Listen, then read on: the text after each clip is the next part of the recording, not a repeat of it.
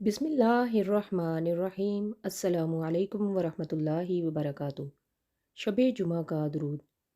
اللہم صلی وسلم وبارک علی سیدنا محمد النبی الامی الحبیب العالی القدر العظیم الجاہ وعلی آلہ وصحبہ وسلم۔